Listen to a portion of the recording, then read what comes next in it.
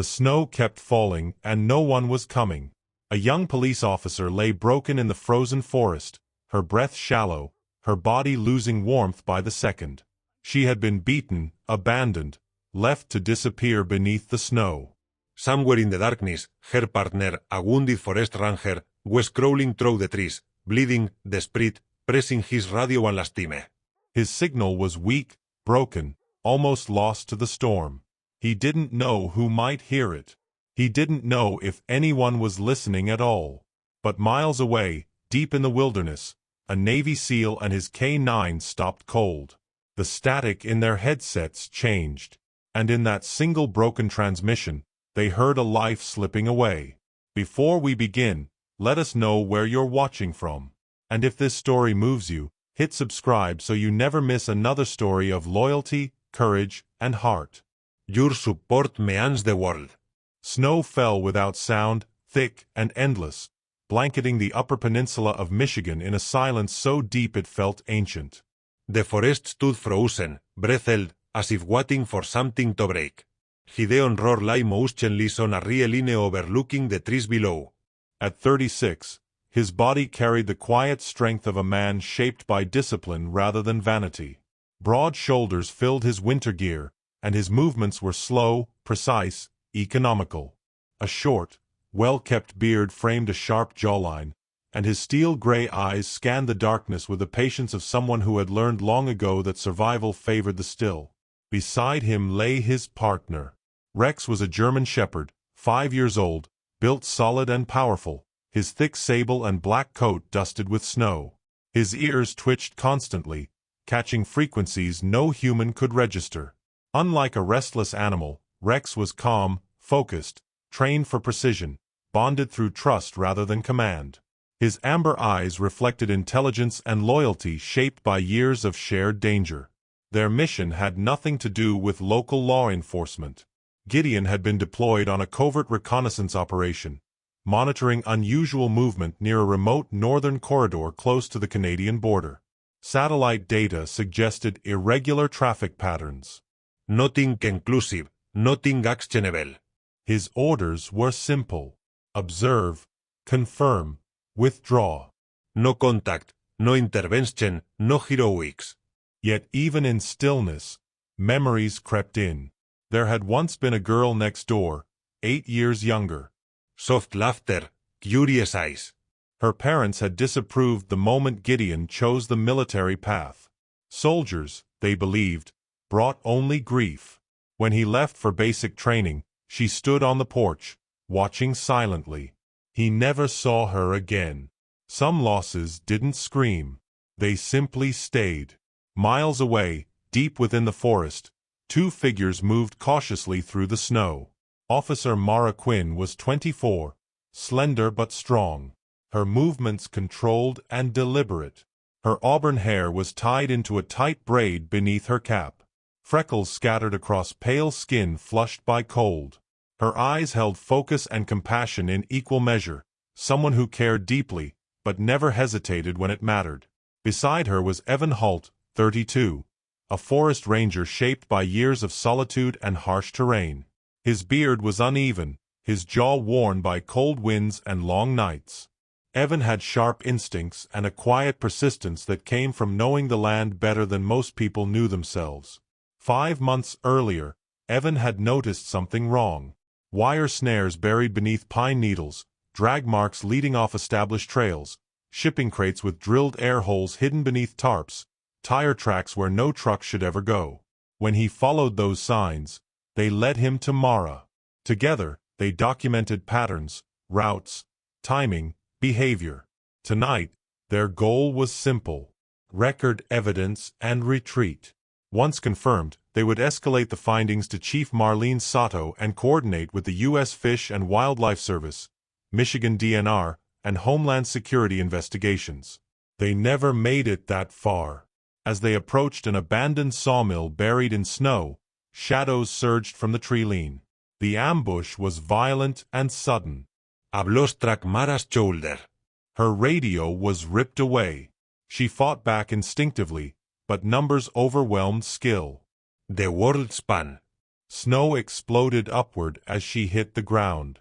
When consciousness returned, silence had replaced chaos. Mara lay on her side, breath shallow, chest burning. Her head throbbed, vision swimming. Her weapon was gone. Her radio lay shattered several feet away. Blood warmed the snow beneath her cheek before freezing solid. She forced herself to assess the damage. Possible rib fracture, internal bruising, significant blood loss, early hypothermia. Her body was already beginning to fail. The cold gnawed deeper with each breath. Her fingers numbed. Her thoughts slowed. She knew the sequence too well. Confusion, drowsiness, false warmth. Death followed quietly after that. She tried to move. Pain lanced through her chest, and she gasped, collapsing back into the snow. Evan would come back. He had to. But the forest offered no reassurance, only the sound of wind sliding through frozen branches. Somewhere, far beyond her fading awareness, a signal would soon break through the silence, one she would never hear herself. And far away in the dark, a soldier and his German shepherd would feel the moment everything changed. The cold arrived before the pain. It crept in slowly, wrapping around Mara Quinn's limbs like a living thing, stealing sensation one nerve at a time. She lay half buried in snow, her body twisted at an angle that sent sharp warnings through her ribs every time she breathed. Above her, the forest stretched endlessly. Black trunks, white ground, a sky swallowed by falling snow. She tried to move. Her left arm responded weakly. Her right screamed in protest. Mara closed her eyes, forcing herself to stay calm. Panic was the death. Panic killed. She had been trained for this, at least in theory. At 24, Mara Quinn was still new to the badge, but not naive. She was tall and lean with copper-red hair usually tied into a practical braid that now lay tangled against her cheek. Her skin, normally freckled and warm-toned, had gone pale beneath the cold. She had grown up hiking forests like this one, raised by a father who believed resilience mattered more than comfort. That upbringing had shaped her into someone who refused to quit, even when her body begged her to. Her radio lay a few feet away, cracked and silent. Her gun was gone. Her breath came shallow, fogging weakly in the air. She forced herself to assess the damage the way she'd been trained. Head, no dizziness yet. Ribs, sharp pain on the right side, possibly fractured. Legs numb, but still attached to her will. Blood loss, yes, but not catastrophic yet. Hypothermia was the real enemy.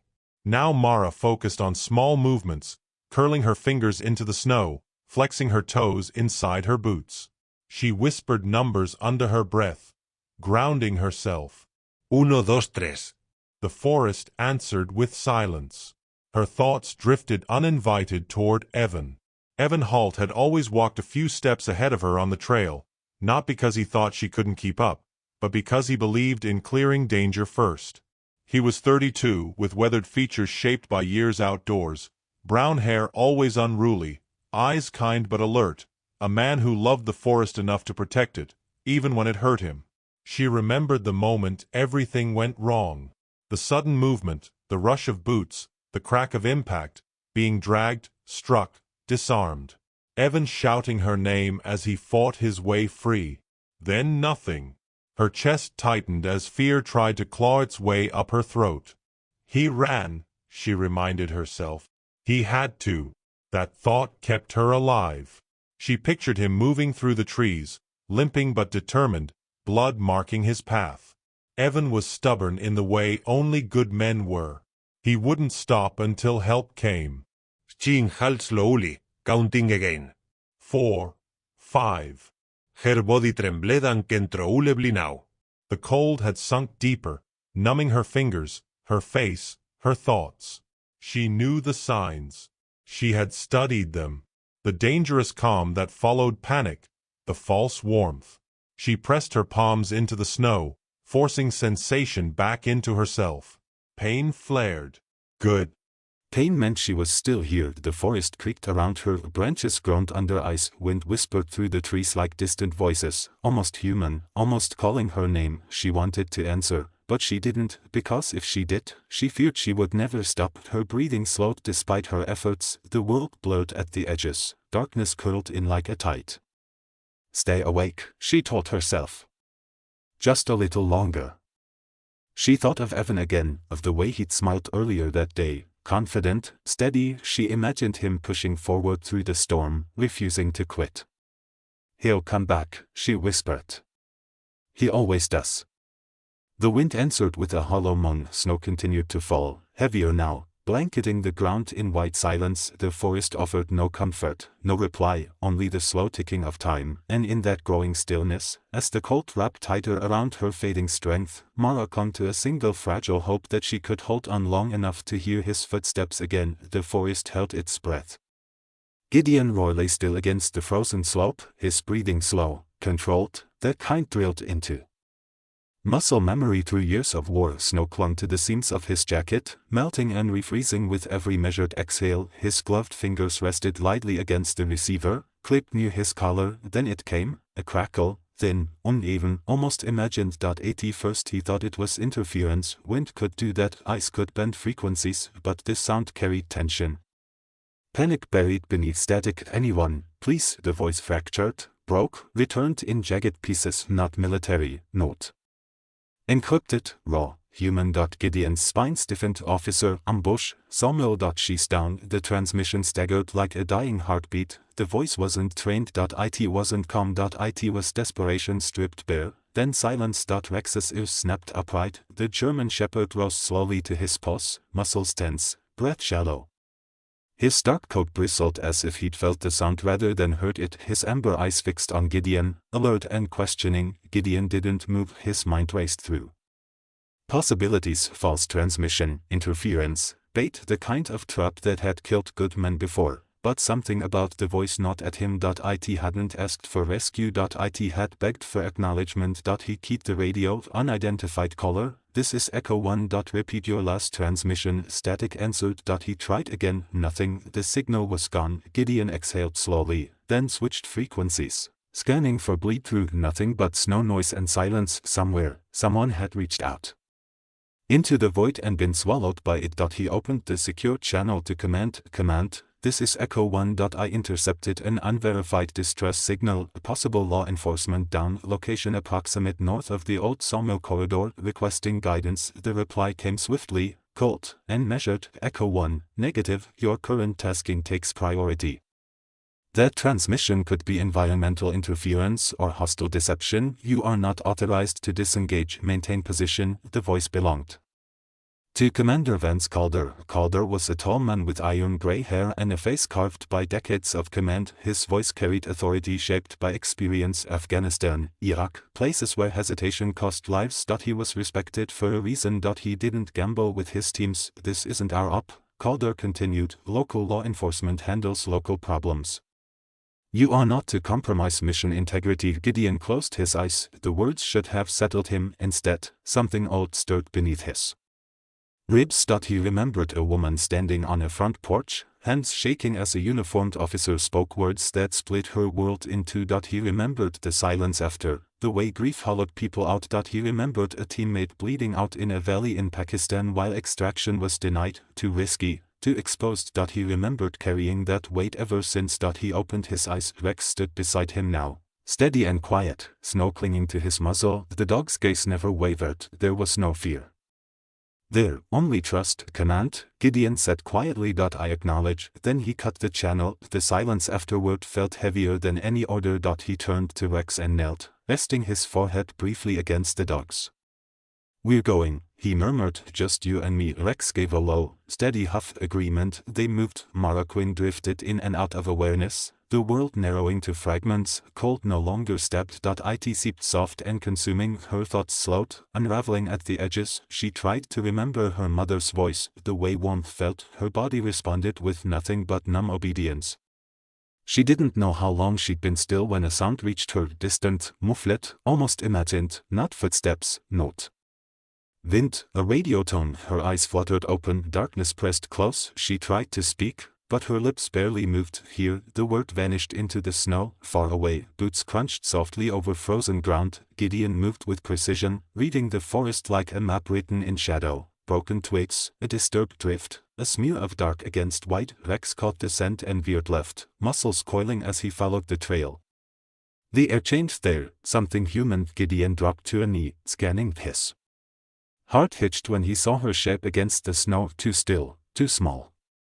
Mara, he breathed, though he had never known her name. He reached her side, hands already assessing damage, pulse, faint, breathing, shallow, skin ice cold. She was alive, barely. Rex whined softly, pressing his body against her to shield her from the wind. Gideon pulled off his outer layer and wrapped it around her, working fast. He checked for bleeding, stabilized her ribs as best he could, and leaned close. "You're not alone," he said quietly. "I've got you." Her lips trembled. A whisper escaped. "Evan." "He's coming," Gideon said, though he didn't know if it was true. "You did good," you held on. Her eyes fluttered once more, then closed. Gideon looked toward the dark forest, jaw tightening. Whatever had done this was still out there, and he was done waiting. Snow swallowed sound as Gideon moved, every step measured, every breath controlled. The forest no longer felt empty. It felt alert, watching. Mara drifted in and out of consciousness in his arms, her body frighteningly light. The shivering had stopped, not from warmth, but from failure. That was the danger. Her skin had lost its color, pale beneath a thin layer of frost, lips tinged faintly blue. Her auburn hair clung to her face in damp strands, darkened with sweat and snow melt. She looked smaller now, fragile in a way she never had before. Rex moved ahead, low and silent, his German shepherd frame cutting through the trees with fluid precision. His nose hovered inches above the ground, tracking scent through frozen chaos. Blood, fear, human sweat, and something else darker. His ears twitched sharply. A low growl rolled in his chest. Not loud, but warning. Gideon followed the dog's body language instinctively. Years of combat had trained him to read movement like language. The signs were clear. Someone had been here recently, more than one. Organized, deliberate. He lowered Mara gently against a fallen log and knelt beside her, gloved hands already working. He checked her pulse again, weak, but present. Her breathing was shallow, uneven. He pressed 2 fingers against her ribs, careful, precise fracture, possibly 2. Her body temperature was dropping fast. "Stay with me," he murmured, though he knew she couldn't hear him clearly. He pulled a compact thermal blanket from his pack and wrapped it tightly around her torso, sealing in what little warmth remained. Then he activated 2 chemical heat packs, slipping them under her arms and along her sides, close enough to help, not enough to burn. Years ago, in a frozen valley halfway across the world, he had learned how fast the human body surrendered to cold. He would not let it happened again. Mara stirred weakly, her lips parted. "Evan." The name broke through him like a blade. "He's coming," Gideon said, voice low but firm. "You're safe now." He wasn't sure that was true. Rex froze suddenly, muscles locking. His head snapped toward the tree line. The dog's ears flattened as a faint scent drifted through the wind, metallic, oily, raw, blood mixed with gun oil. Gideon scanned the area. Tracks, boot prints partially erased but unmistakable, multiple individuals, organized movement, not hunters, not locals. This wasn't random violence.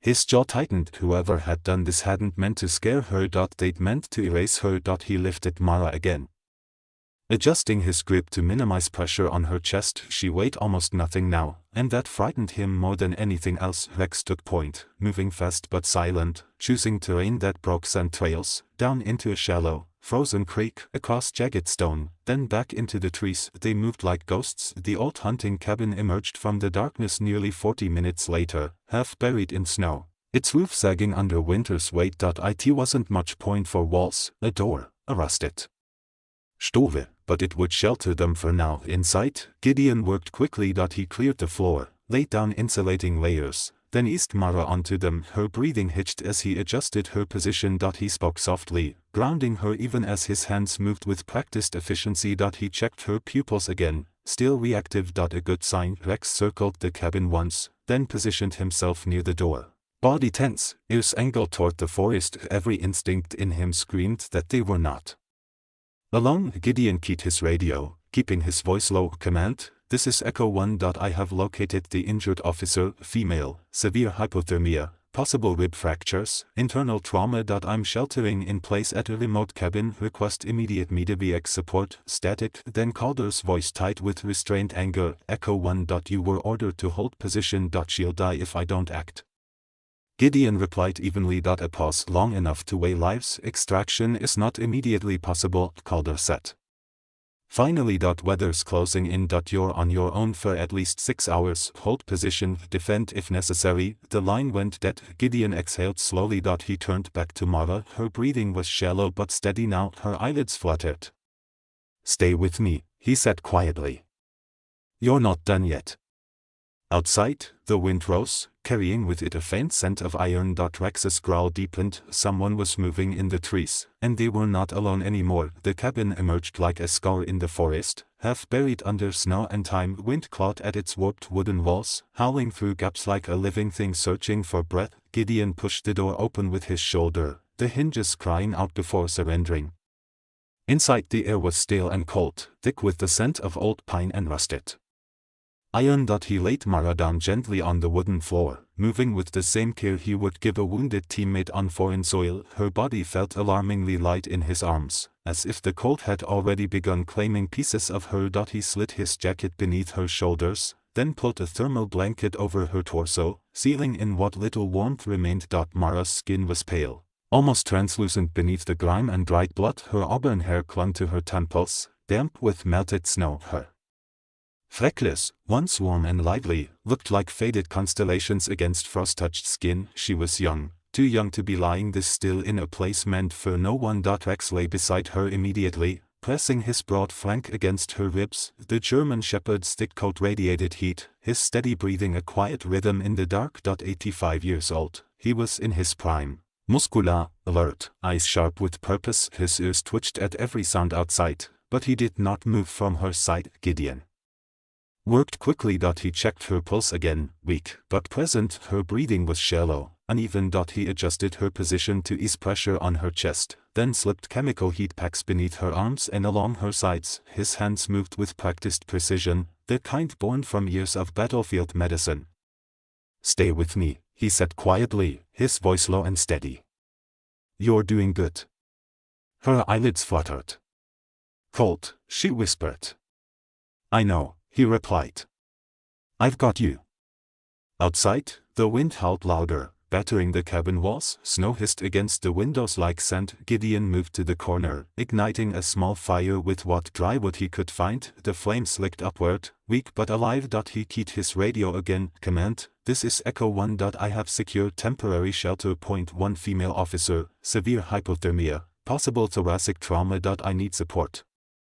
Static. Then Commander Vance Calder's voice cut through, controlled, steady, carrying the weight of command. "Echo 1, copy. Extraction team is mobilizing. 6 hours minimum due to weather and terrain. Hold position. Do not engage unless necessary." Gideon clenched his jaw. 6 hours might as well have been a lifetime. "Understood," he said. The channel went silent. Mara stirred again, eyes half-open. "My partner, Evan." Gideon knelt beside her. "Tell me." Her voice shook. "We were watching them, the group.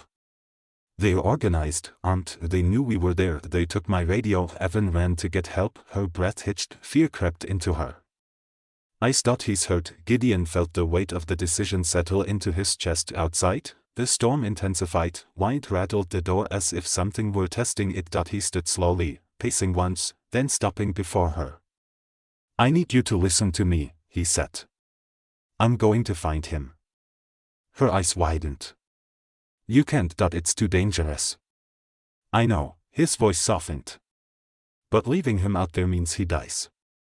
He reached into his gear and pulled out a compact sidearm, placing it gently in her hand. He adjusted her grip, guiding her fingers. "If anyone comes through that door, anyone you don't recognize, you aim center mass and don't hesitate." His gaze held hers. "You don't fire unless you have to." She swallowed, nodding faintly. He showed her how to listen for footsteps through the snow, how to tell the difference between wind and movement, how to stay still, how to survive. "I'll be back," he said quietly. "But if they break in, You live. Rex rose, muscles coiling, eyes locked on Gideon. The dog understood. Gideon pulled on his gloves, shouldered his pack, and opened the door. Colt rushed in like a living thing. Before stepping out, he glanced back once more. Mara watched him, eyes wide but steady. Then he was gone. The door closed. Silence swallowed the cabin. Outside, two shadows moved into the storm. Man and dog heading toward a trail stained with blood and fear, chasing the last echo of a man who had run for his life. The forest had grown unnaturally quiet. Evan Holt staggered forward through the trees, every step a negotiation with pain. His right leg dragged slightly, soaked in blood that had already begun to darken and stiffen against the freezing air. 8032. Evan had always been lean rather than strong, his body shaped by years of long patrols and rough terrain rather than brute force. His face, usually calm and sun-weathered, was now drawn tight with exhaustion. A shallow cut ran across his temple, blood frozen in his hair. His breath came in ragged bursts, fogging the air in front of him like a failing engine. He no longer knew where he was going, only that he had to move. The cold had begun to creep inward, dulling sensation, slowing thought.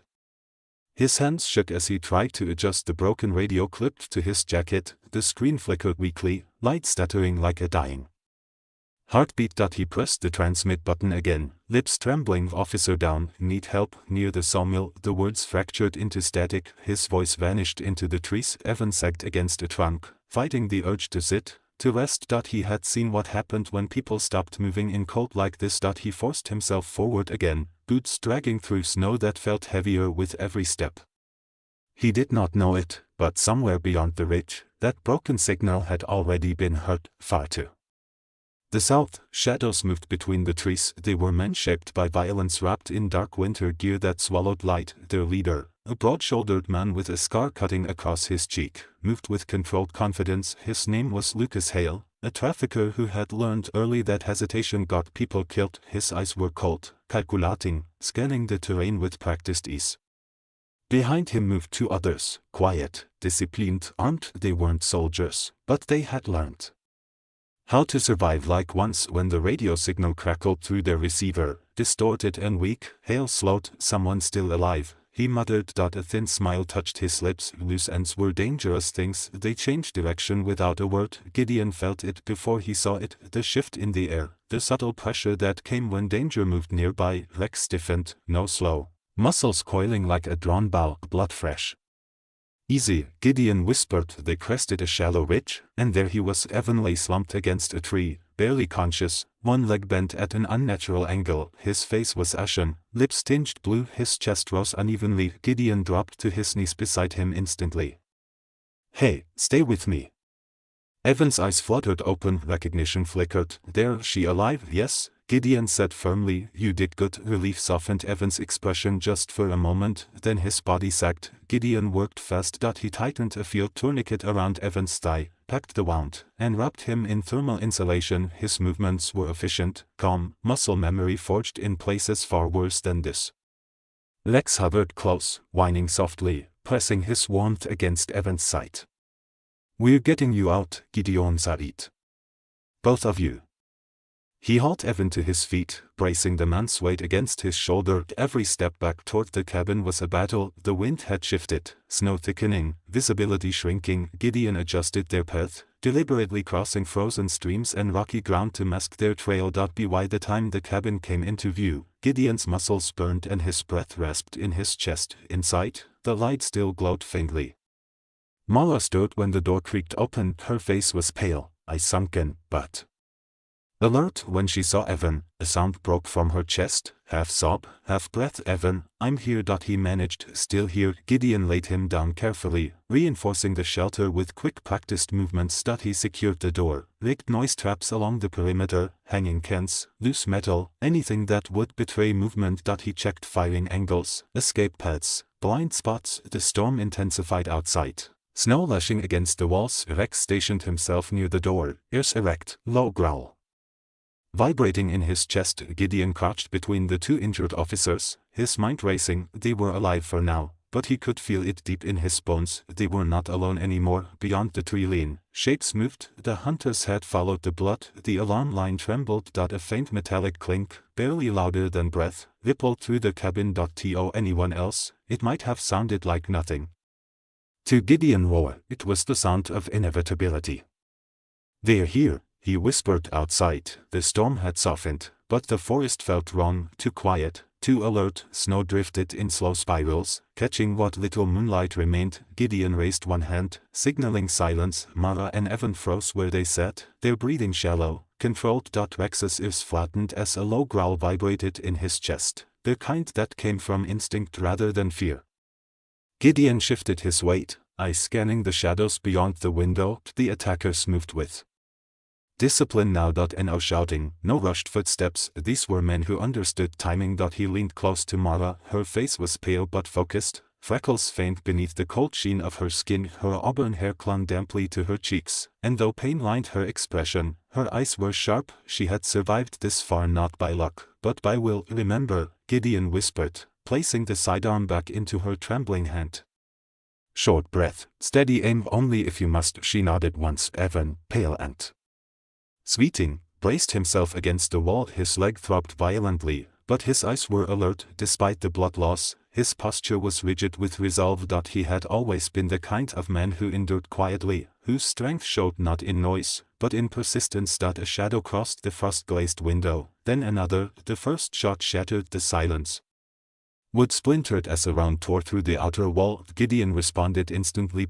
One controlled burst toward the muzzle flash. He shifted positions before the echo faded, rolling behind a beam as returned fire shredded the space he'd occupied seconds earlier. The cabin filled with smoke and splinters. Rex lunged through the doorway with a snarl that cut through the chaos. His powerful body struck one of the attackers mid-step, driving him back into the snow. A gunshot cracked. Rex yelped as the round tore through his shoulder, but he did not release.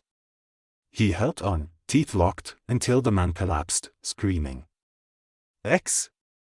Gideon shouted. The dog stumbled back inside, bleeding, but alive, eyes still blazing with purpose. Mara fired once, clean, controlled. The shot forced another attacker into cover. They were being pressed from all sides now. Gideon moved like a ghost, firing, repositioning, drawing them where he wanted. He shattered a lantern to flood the yard with smoke, then kicked open the side door to create confusion. The attackers shouted to one another, voices edged with panic. They hadn't expected resistance. They hadn't expected a soldier, and they hadn't expected time to betray them, because far beyond the trees, the night answered. A low thunder rolled across the sky, then another. The sound of rotors, blue and red lights sliced through the storm as armored vehicles surged through the tree line. SEAL Team 5 hit the perimeter in practiced silence, weapons trained, commands sharp and final. "Drop your weapons." The attackers froze. Some ran. They didn't get far. Chief Marlene Sato stepped forward from the line, her short dark hair pulled tight beneath her cap, eyes hard and unyielding. She'd built her career on patience and precision, and tonight, both paid off. Within minutes, it was over. Gideon sank against the wall, exhaustion crashing through him. Medics rushed in, stabilizing Evan and Mara, wrapping Rex's wounded shoulder with practiced hands. As they were loaded onto the medevac helicopter, the storm finally broke. Dawn crept over the trees in pale gold ribbons. The recovery was slow but real. Mara healed with quiet determination, her strength returning day by day. Evan underwent surgery and months of rehab, walking again with a limp he wore like a badge of survival. Rex recovered fully, earning commendations that meant nothing to him, except that Gideon was still there. Gideon faced consequences, of course, official reprimands, quiet warnings, but behind closed doors, Commander Vance Calder placed a hand on his shoulder. "You broke protocol," he said evenly. "But you saved lives. Don't make a habit of it."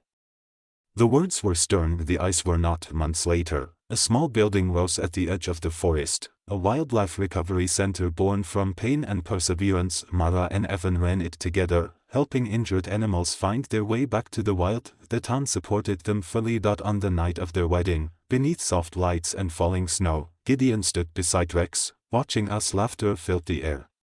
For the first time in years, his chest felt light. Some promises, he realized, were worth breaking orders for, and some souls, once saved, never truly walk alone again. Sometimes miracles don't arrive with thunder or light from the sky. Sometimes they come quietly, wrapped in courage, carried by tired hands, or hidden inside a heart that refuses to give up. In this story, no one was saved by luck. They were saved by choices. By men who refused to walk away. By a woman who held on when everything told her to let go. By a dog who stayed loyal when fear said to run, and maybe, just maybe, by something greater watching over them all. Many of us go through seasons where the world feels cold, where help feels far away and hope feels thinner than the snow beneath our feet. But stories like this remind us that even in the darkest hours, someone may be moving toward us quietly, fightfully, guided by something they can't fully explain. Some call it courage, some call it love, some call it faith, others simply call it God.